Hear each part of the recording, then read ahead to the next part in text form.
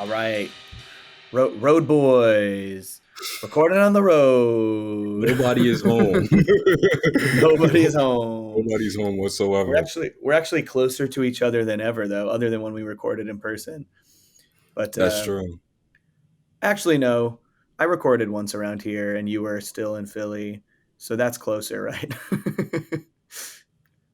Weren't you in New York when we recorded once? I don't think I recorded in New In York. I New was York? just in New York. Maybe just in I New don't York. remember working while in New York. We're both on the road. That's why we look different. That's right. That's why Nothing is I don't have my familiar. lighting. I've got very warm lighting here. It's a little weird. Mikey, color correct that. Just kidding. You don't have to. And yeah, so we're recording today. But before we get to our topic, what we should talk about Tuca and Birdie. I just want to plug Tuca and Birdie all the time because it's so good. You haven't seen it yet, Yeah. have you? The new No, I season? haven't. I haven't seen a new. It's two, right? There's two new ones. For shame. Yeah, no, I'm just kidding. Uh, Was it there are last two night? news. Yeah, it aired like 12 hours ago. It's like so recent. Two new episodes of Tuca and Birdie. The cool thing is the season is airing on Adult Swim, and then literally by the next morning, they're on they're on HBO Max. So I watched them live last night, and then I've rewatched the first one this morning on HBO Max to bump up their HBO Max numbers, That's right. baby, and to figure out if I want to make a video about them. Just some good stuff. Good episodes. Yeah. I'm always obsessed with when they like deviate the animation, but even just in these first two, there are so many cool sequences that are just so wildly imaginative in how they're Mm, animating them. I think you'll know which ones I'm talking about when you see it. okay.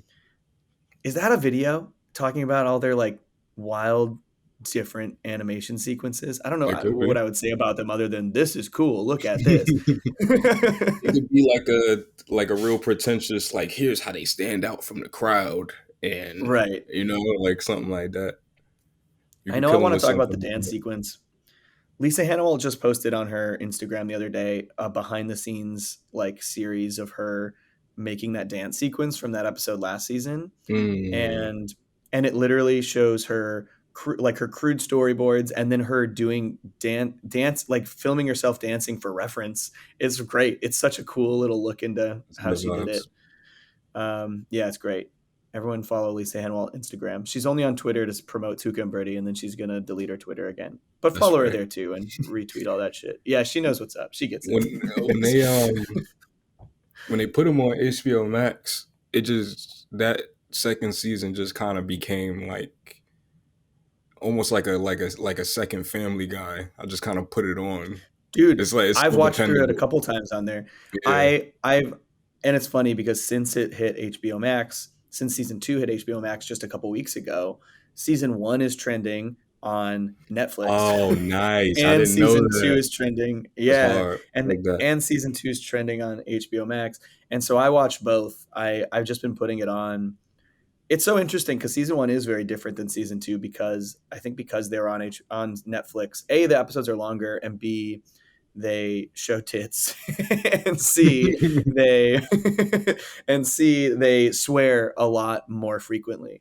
They just say fuck and shit, and then season 2 they don't really say swears as much, and obviously they don't show nudity either because it's on TV. But in the first episode back in season 3, there's an f-bomb, and I didn't even notice it watching live last night. Maybe they bleeped it and I didn't Mhm. notice, but on HBO Max it's unbleeped.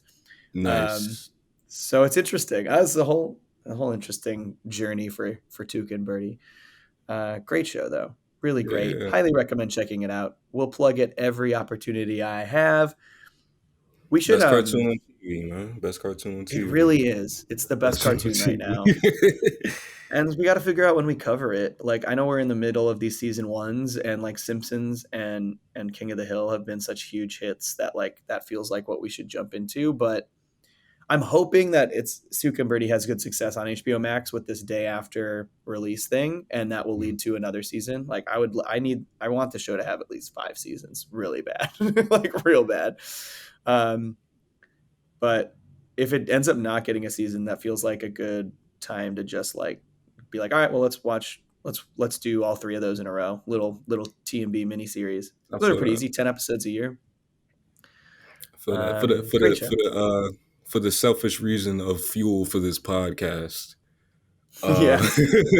Please end your cartoon. No, but don't do that. But don't do it. Don't do Seriously. that. Keep going. Please keep going. Yeah. I'm really hopeful. It seems like Adult Swim really supports it. They put big billboards up this year. They did Yeah, so that they had like the the float. Do beat. you remember the float? Yeah, well they have that. That's Yeah, incredible. I need to find one in LA. I'm sure there's one in LA. I haven't seen it in person yet. But they gotta have these be. giant billboards with Tuca and Birdie's faces and their beaks are like 3D and It's so push out of funny. the yeah, and Tuca and Birdie's not afraid of the front facing stuff either, even though they do look Yeah. weird front facing. But they You do know front what? facing all the time. Honestly, the weirdest one is Tuca from like the 3/4 view. That's the Right. weirdest one to me. There are some weird yeah, I get it. That's the weirdest one. Um, But the front facing, I just think it's hilarious. I do I too. I My kind of favorite think is they're still really like I funny, mean, like no matter what angle the characters in, I think they're really because the side view of Tuca, even though that's the yeah. main one, it's so funny. You know what they also do though? What that I love is that they will like jumble up their faces for funny expressions. They will like just Oh yeah, totally mess up that model to do hilarious expressions. I yeah. love on my most recent rewatch, I noticed so many funny expressions that are just like their eyes are like off center and like or they make Hmm. their eyes crooked or their beak moves to the top of their head or something. Hmm. There's so much weird stuff. Yeah, yeah. Although I still think like the funniest expression in the whole show is it's from the first episode and you see it all the time. It's just the speckle, the speckle picture Oh yeah, holding yeah, up his yeah, finger and yeah, it just yeah, says yeah. fake It is really smile. funny. It's really funny. It's so funny. I was watching Speckle is such a funny character. that second season literally like 2 days ago, and Yeah. oh man, I don't remember the exact joke. It was like Speckle was talking about somebody, and he said, "Wow, that guy's really full of himself." And there's like a flash of like Of his his picture yes. like over his face. It's so funny. I watched that one. It's so funny. This is It's hilarious. so funny. Oh, what a good show. Once Anyways, again, go watch Duke and Bird if you haven't. If you have HBO Max, please every hmm week watch it multiple times. Pump hmm up those numbers. If you can watch it live, also. Well, I guess that's less important than like if you have a Nielsen box, watch it live. But um, have you ever met you can anybody also that actually has a Nielsen box? no, but my uncle works for Nielsen, so Whoa, okay, I know a lot of got it. I know there's a lot of people who have them. Have I you think ever? he actually does have a Nielsen box, but they don't measure him. Like they Right, measure him, but it makes doesn't count toward the metrics or that something makes like that. sense. Yeah, Have you ever yeah. you ever seen the Family Guy where they give the Griffins a Nielsen box? No. It's just 30 minutes of like Peter ruining television. Like because he has this so he's like, I don't want to watch this. I want to watch shit like this. And he's like telling everybody what he wants to watch. And he gets to the point where like there's just a whole bunch of people. I don't remember who. I just know one of them was Shonda Rhimes. And like all of these people that make like acclaimed television shows come to the Griffin house and they're like, what the fuck are you doing? Like That this is is bad so form. funny. That is a great premise. That is a It is. genuinely incredible premise. I It's a good love that episode. so much. Oh, I guess the other way is like it also jumps onto Hulu really fast. So like watch on Hulu and HBO Max, and well, I guess maybe only if you have Hulu Live. I'm not actually certain Yeah, about that. it is Hulu because I couldn't watch the second season um, Right, when it would go on Hulu. I was watching it live, like, but when it went on right, Hulu the next day, I couldn't watch it because I right, didn't have Hulu Live. right, for sure. So if you have Hulu Live, that's a good way because you can watch the replays too. I'm sure they track those metrics. So just pump up those numbers. We gotta make sure Yeah. TMB keeps going strong because it's the best one. It's If the you've best never damn one. seen it, it's a little. Not really. It's not really a mess. It's only a mess if you make it a mess. But like, you do got to go to Netflix to watch season one. Like, Yeah, there's no I real was way laughing around real it. hard. Did you see Lisa tweet the other day? And because someone was confused about how to watch it all. And she Mm. was like, "It's okay. It's super confusing." And then she tweeted, "Season 1 is on Netflix. Season 2 is on HBO Max and Adult Swim. Or season 2 is on HBO Max. Season 3 will air on Adult Swim and HBO Max the next day." But she tagged HBO Max and Adult Swim. She did not tag Netflix. That's right. So I responded that it was like, "Oh, chef's kiss to the not Yeah. tagging Netflix." You ain't got to do that. What you got tagged Yeah, them for? yeah, You know what they're me lucky they have that show. it is significantly less funny, but what me and Deli were laughing at the other day. Well, me, Deli, Nick, and Kevin. Actually, I'm not even going to just say it was me and them. The crew, the We, homies. we were all laughing because they dropped that trailer for Dan Pavemeyer's new cartoon, the guy that made Phineas and Ferb. Oh yeah. And Hamster and Gretel. yeah, and they said it just said from a creator of Phineas and Ferb, and From a creator. number one, from a creator is funny, and number two, they didn't have. He did 2 shows for them, but they just didn't. They decided not to name the second one Right. because he did the Milo Murphy shit. Miles Murphy's Law. Yeah, I Yeah, remember. and they just decided he was like, nah, I mean, he's to be one of fair, the Phineas and Ferb is unkillable. It's got the most staying power. This kill it, bruh. Like, I'm so serious, man. Just fucking kill. I'm so sick of seeing them boys, and I love Phineas and Ferb to death, but it's too late. Yeah, There's man, no I'm hoping that's not how I feel when Futurama comes back next year. well, at least I feel like at least with Futurama, we get breaks, right? Like, yeah, they just keep pretending to end Phineas and Ferb. That's what I'm saying, man. Phineas and Ferb started when I was in 4th grade. Right. I have an apartment and bills. I have a college degree. My entire life went by, and they're still here. I can't understand That's so funny. Yeah, that's true. Like at least with Futurama, like every time it ended, it actually felt like it was over. They're like, Yeah, "Oh you got shit, to it's sit in over," it and it's for a like, "Oh, and it's while. back," and it's over. "Oh, and it's back," and it's over. There's something a little daunting about that, but at least you get to sit in it for a while, right?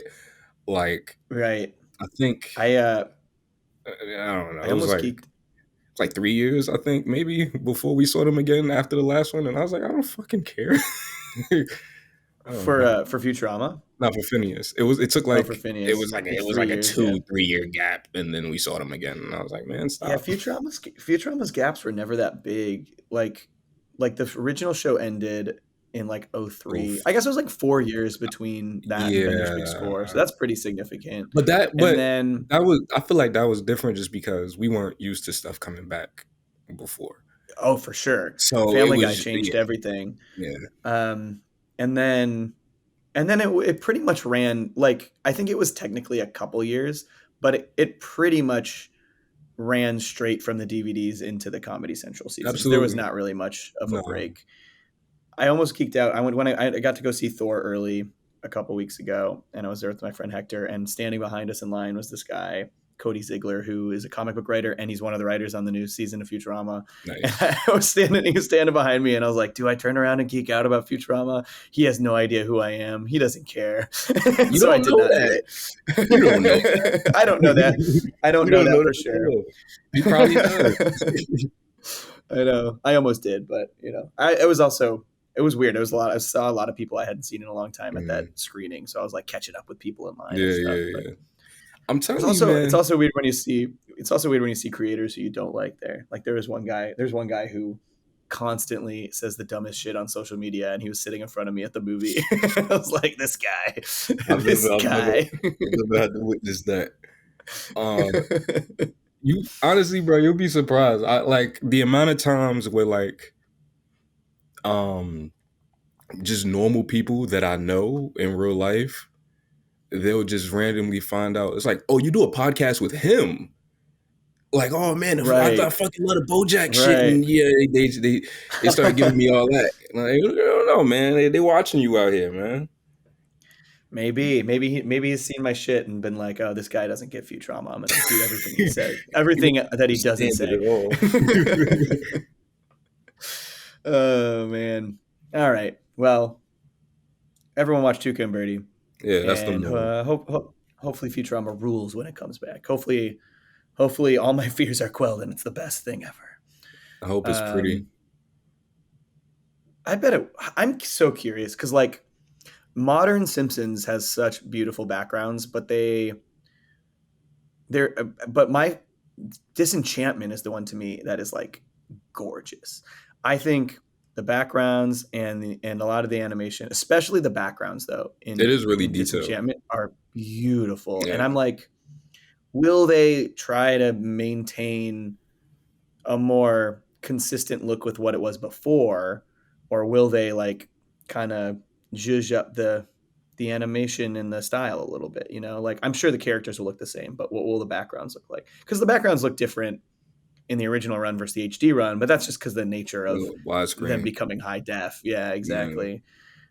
Um, Would you I'm want them interested. to? It'll be Because if they do it exactly, it would just look like the Comedy Central ones, right? So would you want them to do that, right. or would you want them to just kind of like try something else at this point? Honestly, in I kind of want them to.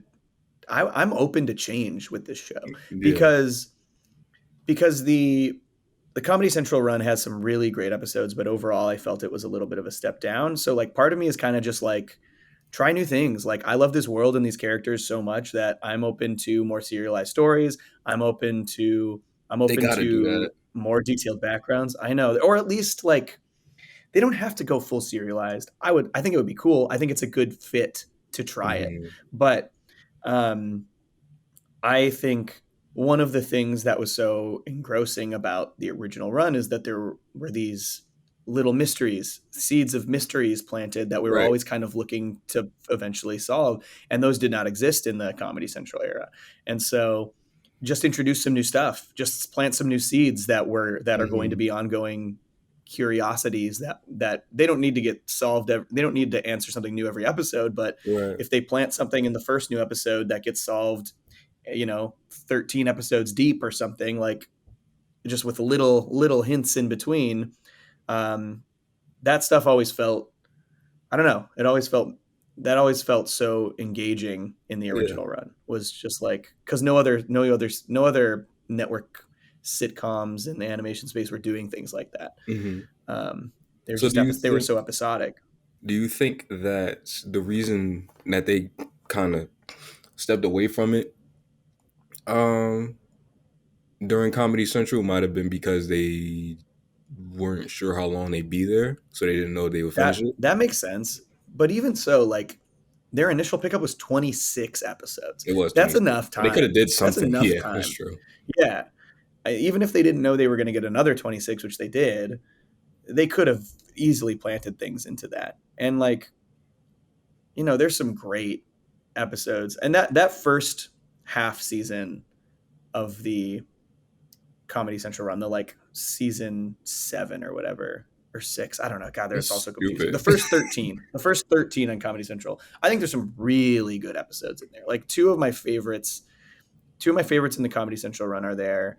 Some bad ones too, but uh, This is yeah, I don't know. the Like, worst one is there, right? what's that? Wait, wasn't your worst one was the Yo Gabba Gabba one, wasn't it? Or That was it? was, I believe, the following 13. I think that's my lowest. Yoli That was Lilila. your Yeah, lowest? Okay. I was I thinking just about the iPhone one. the iPhone one's very low. That is like the third That's episode the third back. one, right? Yeah, Yeah, yeah, yeah. yeah. But there were ones like I thought it started weak. Like the Rebirth, I was mixed on. Inagata Yeah, Dalila, I likewise. thought was funny, but there were like character things they did that bothered me. And then Attack of the Killer App made me mad. It's not a good episode, but I'm also like, I know a lot of people don't like it, but I also get comments on like my ranking video. They're like, Attack of the Killer App's my favorite episode. I'm like, all right, I wish Favorite? I wish I got it. Yeah, I've Favorite gotten is that crazy. comment. You know how I've gotten that comment. favorite It's is wild. insane. Not even I just know. favorite of the Comedy Central, just favorite. That is nuts. I know. That's nuts. Um, we'll see. I hope they change it up. I'm excited. I don't know. I thought, and I also think they didn't really bring any new writers. They brought in all the same people, which I get. Get the gang back together. But I'm glad that now, all these years removed, they're like, all right, we're going to get some new people in alongside the old guard, and television's changed. I'm sure that and they've had more time to just like marinate in what they might want to do with a return, you know, like looking back, that first movie back, it feels so inspired. It's still one of my favorite pieces of Futurama, you know, and you could tell that like, oh, they had some of these ideas brewing for a while, and so we've been gone for what, almost 10 years. It'll be almost 10 years. It'll be 10 years by the time this stuff starts airing, and hopefully, the writers who were on it before have been inspired and gotten new ideas, and hopefully B, the new writers who come in will have unique new voices to bring fun stuff to the table. I'm optimistic. I'm trying to stay optimistic. I love the show too much to like immediately be like, no, don't do it. You're tempting fate. You know, I know they are, but I'm gonna go in hopeful, and it's gonna be weird to have to it's gonna be weird to cover it on my channel as it happens. That's gonna be a weird thing. I've been talking about Futurama as a complete package since I started talking about it on my channel, and yeah, and now it's all undone. It'll be weird. Yeah, another good show. Watch Undone. All right, we talk for 20 minutes about other cartoons. We should probably jump ahead here. All right. Cue ye old theme song.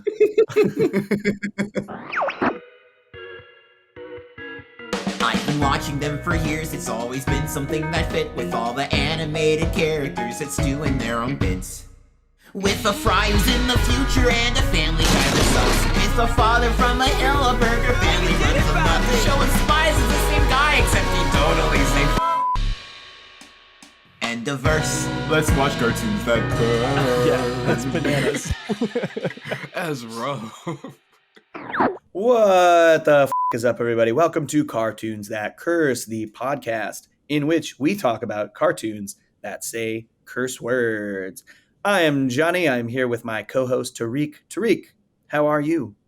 I'm all right. I'm okay. He's all right. How you doing, He's man? all right.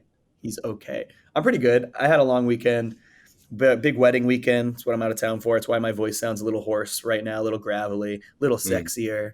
But you know, you gotta save this fast. Yesterday, my voice was like cracking while I was talking. I was like, I hope that goes away tomorrow. And it's not cracking, but it is a little gravelly. Have you ever recorded a video after you woke up? Yeah, and I've not only that, I've recorded part of a video after I woke up in which I had already recorded other part of the video, and it's so clear what part of the day I was recording in, or like just doing a pickup late at night while you're editing, and then you just sound so different. Yeah, bro, I have punched in. There's ad reads where like they like say this, and I'm like, what the fuck? So then I like punch it in at like midnight, and I sound so tired. Man. I generally record my ad reads separate from my videos, so sometimes my ad reads just sound 100% different than the rest of my videos. Yeah, likewise. I try so hard because I do the ad reads first, so I try so hard to be like, all right, bring the exact same amount of energy that you would bring a video, so it isn't as stark of a difference. Right. Sometimes that doesn't work out. But you know, it is what it is. I did when I did the replacements, I was sick that week. Like I had like a common cold, and it is very you can hear it that entire video. I'm just kind of talking like this, so so Todd and Ryan, like, it sounds gross. The one for me like that is my that Rick and Morty video I did for the finale, the one that trended, which is so funny because it's the one that trended. I recorded that in Vegas after like 2 days of partying, and I took it easy that Sunday because I knew I had to do that video that night, and I recorded it in the closet of an Airbnb, pretty much like exhausted, and you can just hear it in my voice. I am so tired, so tired in that video. And of course, that's the one that went trending. Always will, man. The one, always all the new people get to hear me sound like I'm dying. Man, and that shit like that it just makes you want to go like guys, I'm not like this all the time. Just watch I another know. one so you can see how I really I think I posted a comment about it. I think I pinned a comment that was like, "Guys, sorry, I sound like I'm dead." People were like, "You're fine. Everything's fine." But here today, little voice crack there. Here today, we are going to talk about Beavis and Butthead Do the Universe. We apologize, we're a couple weeks late on this, but we were in the midst of releasing our King of the Hill, which we do things in 2 parts. So like we had already released part 1, and so we couldn't we didn't want to in between them release Do the Universe. So we released part 2, and now this week we're going to do the universe, and it's probably going to be late. Very sorry about that. We were struggling to schedule things around our traveling, but Beavis and Butthead Do the Universe came out a couple weeks ago. It is the first Paramount Plus Beavis and Butthead piece of content, and then in August the new show is going to start. And this movie, this was a surprise that they did this. Like when they announced Beavis and Butthead was coming back, it was kind of like, wait, not King of the Hill? Like they're doing Beavis and Butthead again? You know? Yeah. But I want to read this quote that I just found, and this is from years ago. So this probably has a lot to do with their initial revival, because years ago they had a revival on MTV. It was like 08, right? Yeah, I think 08, 09, some let's shit look. like that. Let's confirm that. And I'm curious if the new Beavis and Butthead is just going to be called season 9, because like I think it was just season 8 was the latest one. Let's see. Oh, it wasn't. It was in 2011. It was. I think we always say 08. I think we always fuck up and say 08 because it's season 8, even though it was 2011 when it came out. But funny enough, in 2008, I didn't realize he said this. Mike Judge stated, "I like to keep the door open on Beavis and Butthead because it's my favorite thing that I've ever done. It's the thing I'm most proud of." Jeez. I love that. I mean, that surprises me because King of the Hill is like a masterpiece, but that's, good for him. It was his first big thing and he loves it. And he's always been like committed to trying to do it again. And so obviously after this, they came out with that other season a few years later, which is such a funny season. If you've never watched it, it's so funny because the story stuff is really funny, and it's like it's all set in that year. So it's like they haven't aged them up or anything. It's just like Beavis and Butthead are set in 2011, and they're still watching MTV, but they're watching like bad reality shows. They're watching Jersey Shore and Teen Mom and all that stuff. Right. But we'll get back to that because this movie and this reboot are doing something narratively specific to move it into the modern age, which is interesting because they didn't do it last time. Right. But I think that's so funny that like I had no idea that he was just like, oh yeah, Beavis and Butthead's my favorite thing ever. Like it's my favorite thing I've ever done. That's actually really just pretty wholesome, man. It's pretty sweet. It's cool. I love it. It makes me feel good.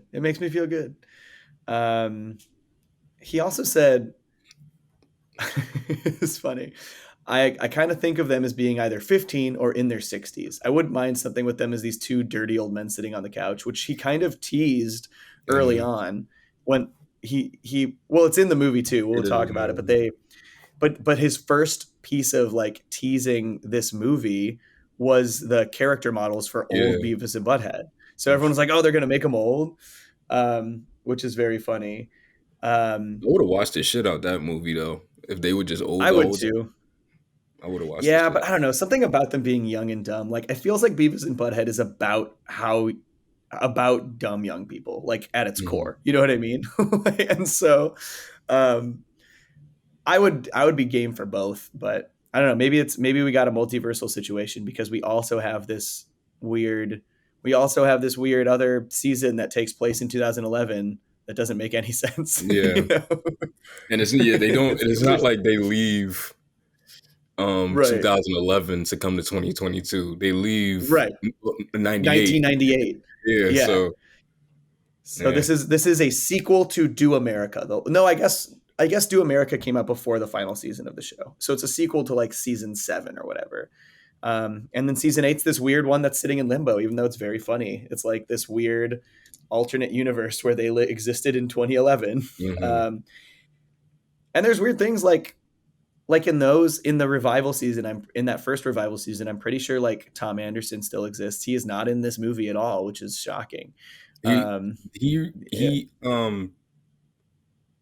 when they're at court. Is he in the courtroom? Yeah, that's it though. Are you sure? I thought it was like the gym coach and the principal and the teacher. Was Tom there too? He's there and Daria's there. No way. Yeah. I didn't see Daria. Yeah. Oh, good. I'm glad they got Daria in there. She came to watch Beavis and Butthead get sentenced. All right, we'll start talking about this movie. So the thing this movie is doing is, like what you said, it's setting the stage for this new season. Even though this movie absolutely operates on its own, the premise is basically moving these characters into 2022. And I think it does it in a funny way. The opening is weird. The CGI opening. It is weird. But it is cool. But it is weird. It's weird and cool. Weird to see them in CGI though. But I'd love after that when they go to them on the couch and Butthead's just like, I'm sure you're wondering where we've been all these years. It's a fascinating tale. Like I love that shit. It's so funny. But I think what I love most about this movie is that, like, at its core, it is very much like in the spirit. I think I know you have a couple issues with stuff they do at the end, but like, I think as a whole, it's so in the spirit of that first film where it's just two dumb kids who are ignorant and don't know what's happening and are like just trying to score. And they just fall into situations so much bigger than themselves without understanding any of it at all. Yeah, that's when they announced this. That's what I wanted that anyway. Like that's what I wanted it to be, because I just feel like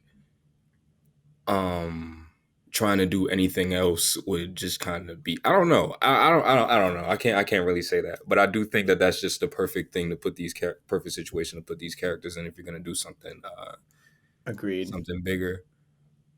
Yeah, I don't know. When I first saw this second one, when it came out a couple weeks ago, like I remember really liking it, but like I had some issues, like you said. I had some issues with just some of the directions they take in the last act or whatever. And I watched it again this morning, and I'll be honest, I enjoyed it less. Really? Yeah, I think I enjoyed it more my second time. No, it wasn't as funny to me this time. I was just kind of like, damn. I don't know. Man, opposite here. I was laughing more. Yeah. I was laughing more this time. That's so funny. Maybe it's because I was with my brother and he hadn't seen it. That's true. I do think too that these movies are. It is funny to watch with people that like don't even know that they're gonna do what they actually do. Like they don't know that the synopsis is that like nobody communicates, therefore nobody understands what's going on, and it's just this like escalating situation. Right. And it is funny to watch it with, because I showed the first movie to my roommates. They had never seen it. And I was showing them, and it just was making me laugh the whole time, because I was like, oh, man, y'all ain't even seen nothing yet. They was laughing at certain points. I'm like, man, wait till they get to the White House. You don't even know. You don't even know. I rewatched the first one, most of it, right after watching Do the Universe and the first time. And yeah, I mean, like, Do America is like a nearly perfect movie. It's so good. So it's hard to top. It's so hard to top, and it's also just got that like 90s animation cell quality that it just like, it makes me feel good to see it, you know? And I do like really appreciate that this still like they make the animation squiggly when they're moving and everything. Like it feels like they were trying to be really true to how Beavis and Butthead looked to the highest degree they could. Right. I do think the new character designs feel a little off compared to what they used to be. Do you feel that way? I agree. Because they're like correctly proportionate people, Right, which right, like that's the point of King of the Hill, but that's not the point of Beavis, because like even like the yeah, background characters are still kind of like the head is too big a little bit, and like they're a little right. lumpy, and like their arms are Yeah, kind like of. Tom Anderson is a weirdly shaped person, Mhm. right? Yeah, he's not. Their He, teacher, like yep, his head's really big, or like even in yeah, the the principal. movie, like the first movie, I can like still see that Secret Service agent's like face, like that like block Right. face with the hair and the like the shades, like such a distinct, unrealistic design, But like Yeah, here, there's a lot of attention to uh wrinkles and shit and like face and stuff like that. It doesn't make it bad, but it is different. That is definitely is different, and it's noticeable, especially like when you take these two cartoony Beavis and Buttheads and put them in like mix with like a bunch of people that look realistic. It's kind of like yeah, when they have a guest star on The Simpsons, but they try really hard to make the guest star look like the guest star instead of a Simpsons character. yeah, and then it looks out of place. Yeah, Yeah, yeah, yeah. I felt the same way, even though I overall still really like this movie, and I'm so glad that like it felt like they were trying to make sure the animation didn't look too much different than before. I do think yeah. they maybe missed the mark a little bit with the character designs. But I think the sequence that's the most noticeable is like when they're walking with the astronauts to the to the space shuttle, and like Beavis and Butthead are just so funny and out of place next to the rest of them. And like Yeah, even them holding their helmets, I'm like, those helmets do not fit on their heads. exactly. There's Yeah, no exactly. way. Yeah. They got like different like helmet sizes and shit like that. That's when like Right. it's real noticeable. Yeah. Um it doesn't take anything away from it, but it is kind of like if you're like used to how they used to design characters, like you like that fucking old lady from Do America, and like Yeah. she just has like the glasses like this, and she's so like wrinkly and small. Like those are just really funny Right. designs to me. Oh, I agree. So I'm bummed to hear you didn't like it as much this time. I started watching with my brother last night, and like we were laughing a lot. We were giggling like idiots watching it. It was very fun. Um, I don't know. I like it's the whole inciting incident of the like field goal kicking nut kick for oh, be into yeah, Beavis yeah. is really funny, and everything lights on fire. And then like the idea that I love that the judge's reasoning for going against his usual harsh punishments. He's known for being the guy who gives the harshest punishments, but he's like, Mhm. but I just watched this show called Touched by an Angel, which is very funny because this takes place in '98. It tracks. Yeah, yeah, So yeah. it all tracks. And then he makes them go to NASA. He makes them work at NASA. And then they get jobs as astronauts because they're just obsessed with sex, anything sex related. I just like that's just so Beavis and Butthead to me. It's perfect.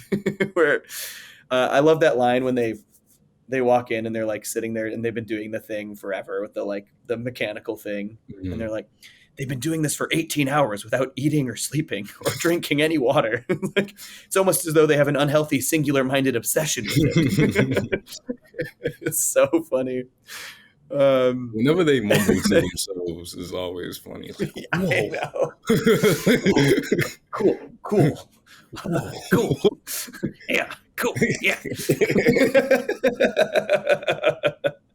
It really does just add so much more humor when just those tiny little inflections, like yeah, yeah, like cool. They're so funny. Yeah. I love when Beavis pulls out the other mechanical arm and starts jerking off the space thing, and and she goes, "Wow, they're using the secondary arm as a backup in case of mechanical failure."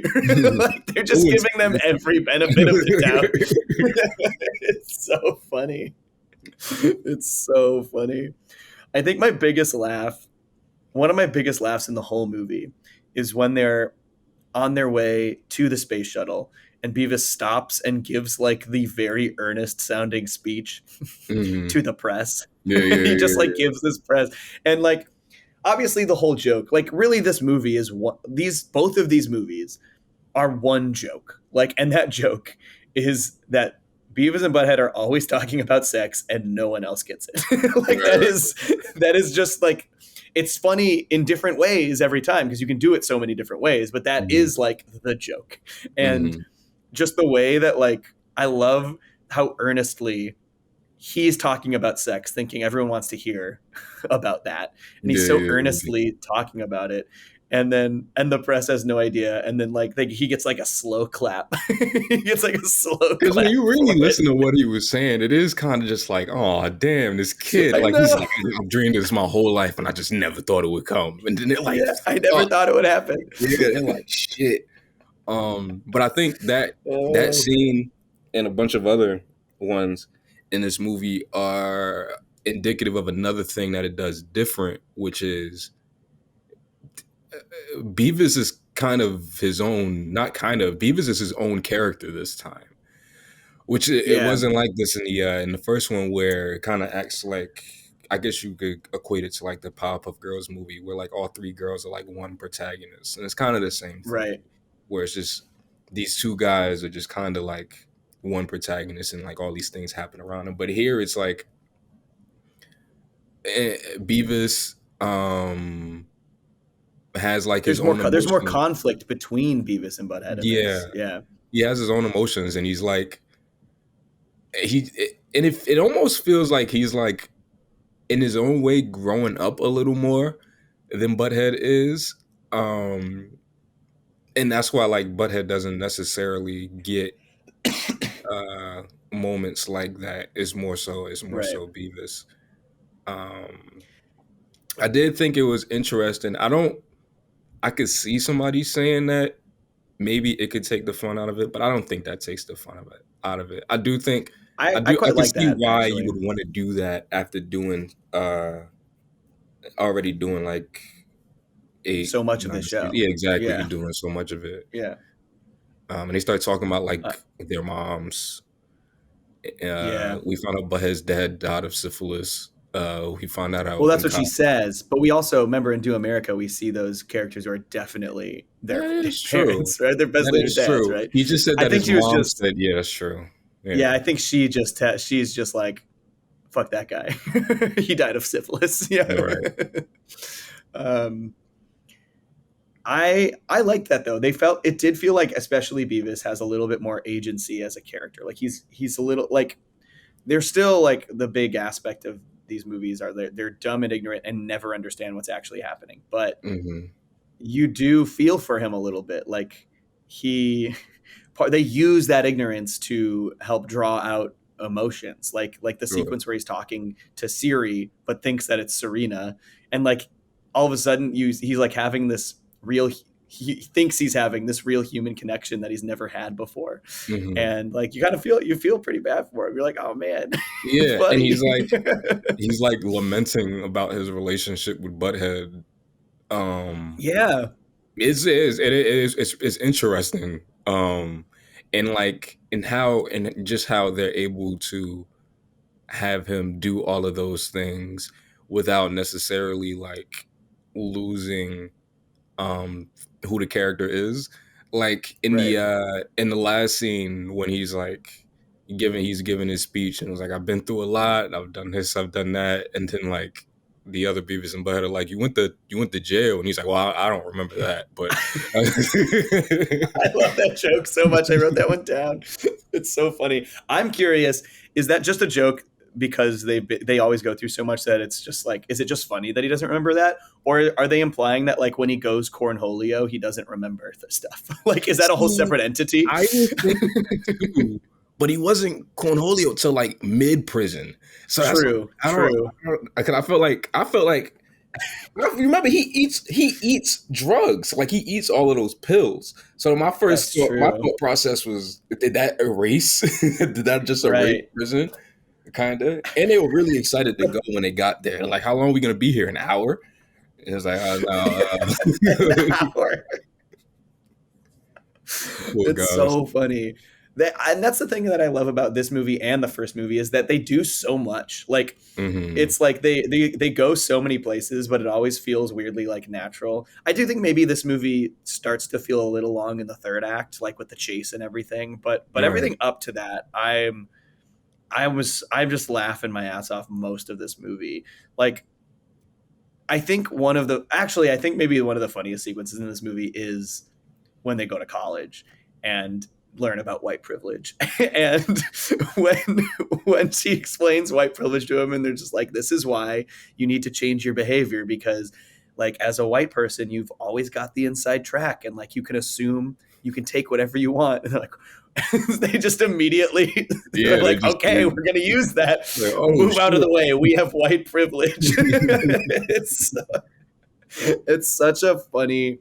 It's so funny, especially for these characters. That is exactly how they would react to this. Sure. They don't understand what they're being taught is like, this is a problem. They see it as, oh, I can do whatever I want now. I didn't know I could do all of it. Okay, cool. Yeah. It's so funny. But also like the prison sequence is hilarious too. Like Cornholio unionizing the prisoners basically just through all of the same shit that he's always said. The same stuff we've always heard him say. Yeah, just like we need TP. They do not respect our bungholes. And then like the prisoners like, yeah, we need TP. TP for our bungholes. They don't respect our bungholes. It's so funny. Everybody, like all the people working in the prison just get so inspired. And they're like, what we're gonna do is we're gonna get these people all of their toilet paper, and we're gonna get these boys on a bus back to their house. And then like, my favorite line in that is the guy goes, I wrote this one down, and with God's help, we will listen to Cornholio's message here today, and we will become better men. It's so funny. It's funny.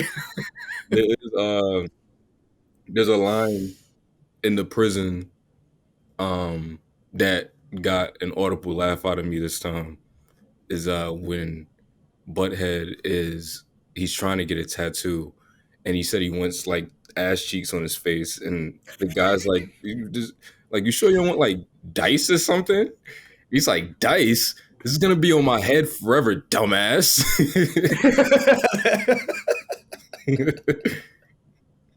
It's so good, man. I do think this is a very funny movie. There is a lot of very dumb, like there's a lot of really dumb jokes that made me giggle. Like when they get on the spaceship for the first time and they're in space and they're just floating. And I didn't notice this the first time, but Butthead just goes, I think the floor is not working because they're floating. I like when the like weird future alien Beavis and Butthead show up for the first time. That's probably one of the concepts in the movie that I care less about, but I do think there's still very funny stuff. I don't think I like that stuff.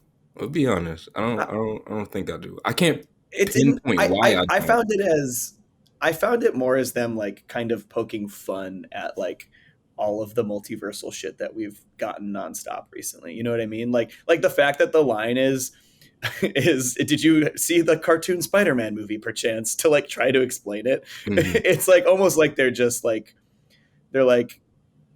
not really embracing the concept in a serious way. You know what I mean? Yeah.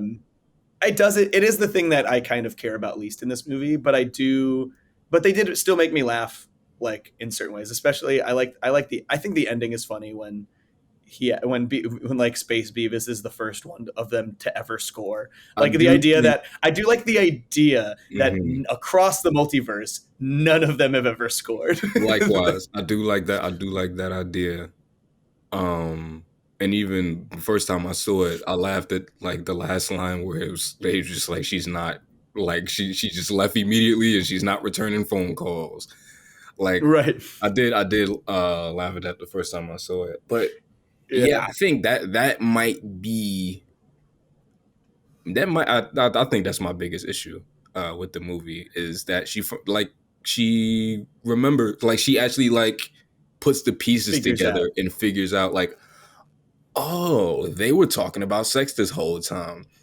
And that's what the thing I really loved about the first one is that like no one ever finds anything No out. one ever figures it Yeah, out. yeah. And I think that's what I think that in itself was the punchline, at least for me. Yeah. To where like this stuff just escalated. It escalated so high to the point where somebody else got blamed, and then like they faced no repercussions whatsoever, and then it's just like it never Yeah. happened.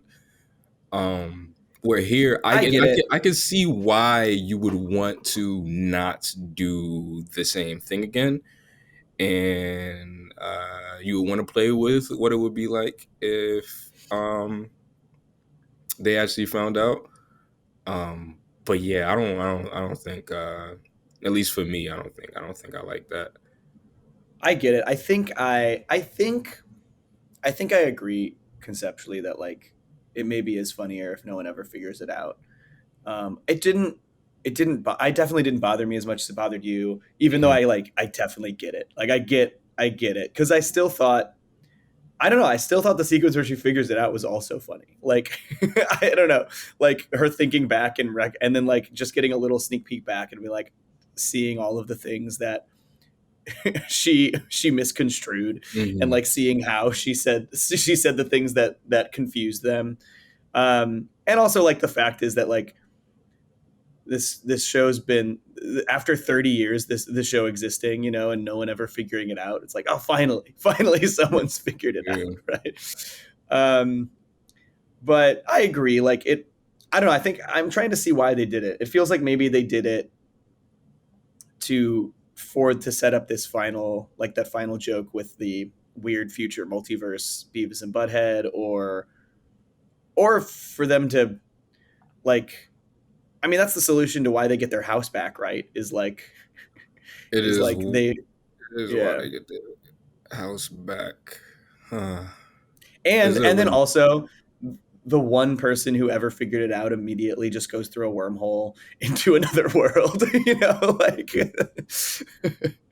um I I do like, I really like I like the co there's like, I like the two timeline, not the two timelines, I like the two storylines going on in the back half. Once they teleport through the wormhole to 2022, you've got these two storylines where they're still like, oh, we have to go find Serena to get to score, and Mhm. then she's like, I need to kill them because they're gonna ruin my political career and reveal that I killed them or that I tried to kill them.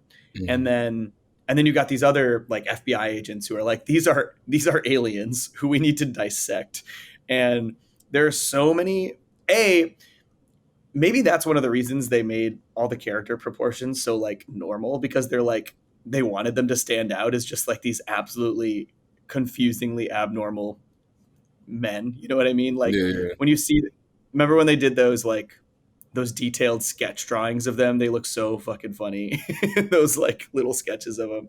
There's But there's so many, sorry, go ahead. there's that bit when after they eat all the nachos and shit, and they come in the room and they find like a rag, and like Beavis like put his face on it, and it's just like his outline of his face like a nacho cheese, and they're like, yeah, definitely Right. not human, because he does look pretty sick in that shit. Right, right. My favorite joke about them not thinking they're human is they're listening in to something and they're just doing their normal like, it's like, I think it's, I don't remember if it's cornholio or if it's what, but it's just them talking like they normally do, saying dumb shit, and they go, it's crude but they're learning to approximate human speech. Which is great because they're just weird 15-year-olds. um yeah, this movie makes me laugh a lot. I don't think it's as good as the first. I give it about a 3.5 star overall. um and yeah, it gets, I feel like it slows down a little bit in the third act. But I was laughing a lot through this movie. I feel like the back end, after watching it the first time, I felt like the last act kind of brought it all down a little bit in my brain. And then, and I was like, I liked it. I didn't love it. And then when rewatching it, it made me remember how much I did really like the first like at least half of the movie, first 2 acts maybe. Just they make me laugh a lot. Yeah, these are weird movies though. These are weird movies to talk about. I feel like I think Yeah, we're having an easier time talking about this one than we did Do America. Weirdly, even though we liked Do America more, hmm uh, because it feels like Do America is funnier and prettier, and I think it's just a more fun experience. But this one does have a little bit more to like dig into. Uh, that's true. Yeah, because like we were yeah, talking about, like again, they're separate this time. yeah, So now there's like character stuff to talk about when there was none to talk about last time. You know what I mean? I think we even totally. say that in the video. I We might know. have even said Yeah, that. But that's and yeah, I don't know. I think it is like a necessary extension of the characters and the formula or whatever. And the first time I watched it with my two roommates, and we were laughing the whole time. And um, I remember when we got to the end, I was like, "Oh man, wait, what are they doing?" And like they didn't. Like it they didn't didn't get it or register to care. my roommates yet why I was getting so upset, but I was like, "Oh man, what are they doing?" But again, I was trying not to because like you said, I was trying not to like let that um taint the whole 2 acts that like I was Yeah, cracking the fuck up at the whole time. You know what I mean? Because like that's worth it. Like even as coming out of it the second time, not enjoying it as much. Like I still recommend watching it at least once. You know what I mean? Like I like it's I don't recommend it as highly as the first one, but I still do yeah, think same. that if you go into it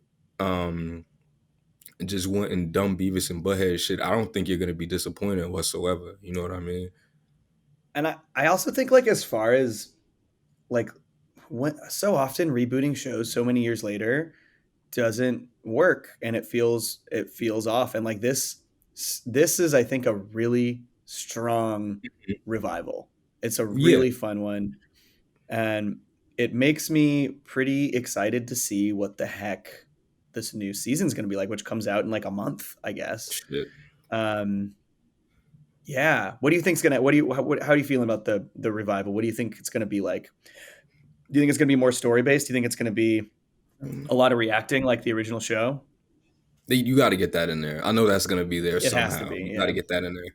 I think when I was watching this movie today, it was just kind of making me think about the same thing. I was like wondering if the reason for this new depth in the characters is because they're gonna try to do that. It Um, feels like it does kind of feel like they almost, I think it's a smart move because television has evolved so much. And like I still think like the bit of Beavis and Butthead works, but I do mhm. think it's smart to maybe differentiate them and evolve their relationship a little. Like in this one it feels like Beavis is kind of like the bullyish older brother, and or sorry, Butthead is, and Beavis is like the Beavis is a little more in his emotions, uh, and but still like loves Butthead and goes along with whatever he wants, Yeah, and so yeah, there's a little more Three Stooges to them than I remember, I guess. yeah, Like it's just like a lot of this movie is just like Butthead smacking the shit out Beavis. Like, come on, you fucking hmm, dumbass. Like, you know, like that yeah, kind of shit. Which was always there. I guess it's kind of more here. And it makes sense for it to be more here because of what they're trying to convey through Beavis. And yeah, like you said about how sometimes people try to bring stuff back and it just kind of doesn't work. yeah, But that's not whatever issues that I have with this film. That is not one of them. Like right, it doesn't feel try hard. It doesn't feel disingenuous. Like it is Beavis and Butthead to its very core. totally, It is still the exact same thing. Every issue I have is just kind of like story stuff, I guess. You know what I mean? yeah, Like, but it is still even down like we talked about the animation. Like it shows that run for even 10 years like lose themselves and just like trying to make them look better, but like totally, they just they kept it because they knew that that's what the show was. It's a lot to be just appreciated on that front in preserving these characters in this world and trying to do new things with them. But now that we're talking about it, I did start to think, since this does take place in 2022 and they go back to the same neighborhood, do you think we'll see older versions of everybody else? I was wondering the same thing. Are we going to get like old Daria? Are we going to see Right. old Tom Anderson? Is he still alive? Like, Right. it's been a long time. I was wondering that. I was really wondering that. I feel like it's got to be. I feel like if they like specifically moved it to the future, all like, and then that also begs the question: will they introduce new characters? Because you probably need to have other new characters who are closer to their actual age, or like have, you know, are they going to go back to school and all the kids will be different? You know, like. So I'm curious to see how that goes. That'll be really interesting from the narrative side of things. Right. I think from the reacting side of things, I bet they will still do music videos because that's just so at the core of the show. But I think they're also probably going to do like YouTube videos or TikToks. You know what I mean? Yeah, it might turn into like ridiculousness or some shit like that. Right. You know? Exactly. That's funny. That's a hilarious idea. Is to have them react to the React show, reacting to ridiculousness. Or if they want to cross promote, they could get them on ridiculously, like pre-animate them. Kind of great. Kind of funny. I don't know. It's kind of great. That'd be pretty funny. It is the only show on MTV now. So yeah, right. That's not happening. Hey, put on Rob did. Oh my god, that's so funny. Can we pause real quick because apparently Man's outside. What? Yeah. Bring him in. Bring him in. I'm gonna go get him. I'm gonna go get him. Come back and then we can do the rest. Wow. And a random man cameo. Welcome. In real life. How you doing, man? Hey everybody, I'm doing good. This is just so randomly spur of the moment. In fact, I was supposed to catch y'all after, or more or less like after y'all recorded. So it's weird that I just am now part of it. It's not our fault. Perfect. It's serendipitous, is what it was. That's right. This is what the people demanded. Yeah, They demand the man cameo. yeah. It's kind of crazy because at first I was thinking of doing like a movie thoughts or a video on Beavis and Butthead, but now it's like, well, there you go. This is where you can get your thoughts. This is perfect. pretty much. That's perfect. Right here. But I don't know if we have time for 1,000 of them. Of course, I'll just give you like a small amount. I want to overwhelm your audience. A good 55.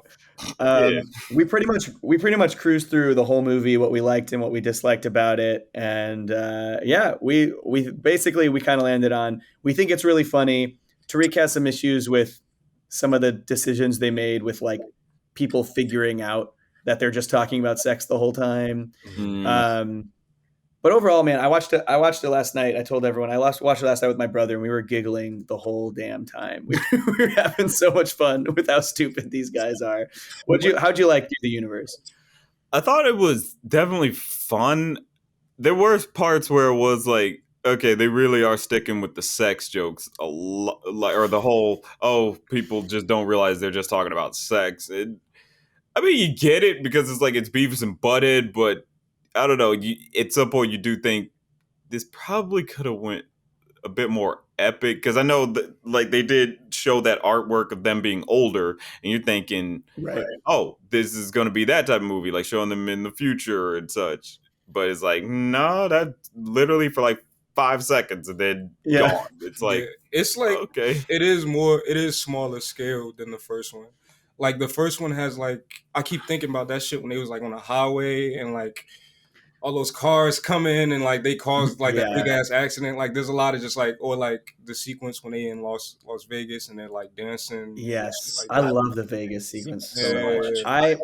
I feel like this movie conceptually is bigger scale, but executionally is smaller scale. If that makes sense. Yeah. So like like they do bigger, crazier things in this movie. They're just presented like the craziest thing in Do America is when they trip balls in the desert, and it's just this insane like Rob Zombie animation sequence, basically. And then even just like you mentioned, the dancing in Vegas, it feels so big. Like it's like that crazy shot where they pan around them while they're dancing on the dance floor. Right. It's so good. But that's just them dancing in a casino in Vegas, but it feels massive. Right. Yeah, that's true. It kind of I don't even know how to describe this, but like this movie's kind of like what I would have thought a Beavis and Butthead movie would be. And I maybe more so than the first one, because the first one I just was surprised by like how much I like loved every single thing about it. Right. But this one is just kind of like, okay, yeah, this is kind of what I would think that you would do if you were to do like a Beavis movie. It's the same scale, kind of, I guess, that I would picture like that kind of thing. Yeah, like something more. This would be your first outing, and Do America would probably be closer to your second outing. But in this, like, or more, this would be something you do for television, whereas Do America is what you put in the theaters. Yeah, that's probably right. Which, to be fair, they did. To be fair, exactly. Both were right. So it's also like I think it's also ends up being a matter of like how Tariq, when you and I had seen Do America before, but it had been so many years. So when you and I sat and watched Do America for the podcast last year, we were both like blown away by how much we loved it. And so that does that to a high degree raises your expectations for this sequel. And it like the fact that we just rewatched Do America like last year made us pretty excited for this sequel. So yeah, I think there is a degree of expectations bringing us down to earth a little bit on delivery, but overall, like this movie feels so in the spirit of the first to me. And we were just saying, man, how like it still feels so purely Beavis and Butthead, and it's it's still such a strong revival. So many revivals come in and kind of flub it, and they don't remember how to like bring their characters back in the same way that's like feeling reminiscent. And we were saying how we're pretty excited to see what this show's going to be. What is it going to be like? Yeah. Like as you watch it, it's very much like this is essential Beavis and Butthead. Like it doesn't feel like they skipped a beat, even when they're trying to add in like some of the newer stuff with like modern day issues and technology. It's like, no, that's exactly what Beavis and Butthead would do in this type of situation. Completely missed. I honestly kind of love the white privilege part because we were talking. I was saying that earlier. So funny. It's just it's like that's exactly what they would do. They would completely just start stealing shit because they're like, "Hey, I have white privilege." That's exactly. It's like that's exactly what they do. So they did that perfectly, honestly. So that's what I think is just kind of great about the film is that it doesn't feel like it missed anything. Like it doesn't feel like they completely forgot what made Beavis and Butthead special or anything. Totally. The one joke that I wrote down that I forgot to talk about earlier, it kind of comes into play here with like how them adapting to the modern world of the new technology. So them seeing the smartphone for the first time, they're just like, "Oh, look at this little TV! Like, look at this little TV!" And they're taking the photo of the family, and they think it's a TV show. They're like, "This is kind of boring." And then they keep backing up until they fall off the dock, and they go, "Oh, this is cool." And Beavis goes, "Yeah, the show really found itself. I'm glad we stuck with it." It's so funny. Yeah. So funny. Man. I think I really enjoyed like the whole smart Beavis and smart Butthead bit they were doing, like because it's just like, oh, this is Beavis and Butthead, but if they actually had some brains, like they actually realize, like they're aware of things, but at the end of the day, they're still in the vein of like, we still want to score though. That is still like a main goal. Yeah. One of them, man, I think it was the Butthead one. I think he said some shit like, even though we're the smartest possible Beavis and Butthead, we're still not that bright. Right. Yeah. Which is great. That's very funny. Yeah, man. Tariq and I were both saying how we like we felt like the multiversal aspect of it kind of was like the least fleshed out and the least interesting, but there's still so many parts of it that are funny. Like there's still so many parts of them that made us laugh, even though I was like, well, this almost feels a little tacked on. Like they're just like, well, let's throw in a goofy little commentary on like how much multiversal stuff we're getting these days. Right. Because now that we have it, I can't see another way for them to get the house back. So I don't know. Right. Without that. Right. So that's the part Right. that when you brought that up earlier, that's when I was like, shit. Yeah, I guess. I don't know. because like they're not about to just be like, oh yeah, we're gonna spend billions of dollars to send them back into space and to hopefully find another wormhole to like get them back to like their time. Like so it's like it would just send them forward again. Why. Yeah. Like you kind of understand, it's like we kind of need this to set everything back by the end of it. Mm-hmm. So it's like okay, but it's still pretty funny even overall. Like I still laugh at like that last part where like the wormhole like collapsed because the guy got thrown in there. It's like, huh, right?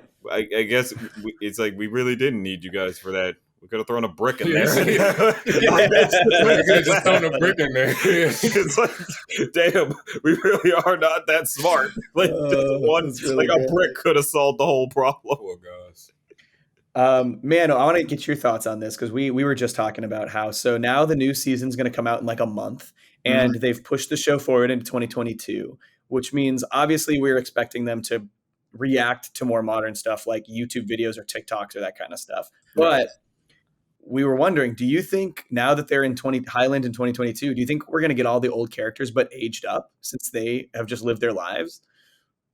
I mean, that'd probably be the best route to go because otherwise that's just inconsistent. It's like, oh yeah, we did this movie, which essentially is canon, but now we're basically going to just walk back on that and everybody, it's just like Beavis Butthead just are now in the modern times as well as their friends and no age differences or nothing. Because that my thing was just thinking about it. It's like when you put them now and you only put them now, you like lose so many like of those funny characters, right? And I don't know if that's fair. Like I don't know if it's fair like not to have like the teacher or like But you can have Van Driesen just be a little older, like right? Exactly. You can have Exactly. So that's why I think they should do it. Right. I mean, like, will they bring in Daria? Will they have older Daria? Will they spin off Daria again, but as an adult? It's crazy because they still got that other Jody. Yeah, the Jody spinoff coming. So. I don't know, man. I'm treating that shit like Space Jam 2. I'm not trusting that it exists till I see like a frame of animation. I think there was a recent update that it was going to be a show, but now I think it's going to just be like a movie, like a made for Paramount Plus movie. So, which makes me think more it's more likely to exist that that's what it is. Right. But we'll see. I'm eager to see what that's like. All right. Well, we broke this movie down pretty good. Wow, I'm so happy we got a man cameo here. This is great. Yeah. This is great. What a good surprise. Do we cheat and put his name in the title for the clicks? For the few clicks that you might get. They're going to be so mad. They're going to be so mad that you're only in the last 10 minutes. Man, right? Like, where does he come in? They lied. We'll tag him in the description. We got to tag him in the description for sure. Thanks to the serendipitous man of 1,000 Thoughts cameo. Right. That's how you guys do it. You guys got any other thoughts on this before we pack it up? No, man. I say we scored this movie fairly. Yeah. Score.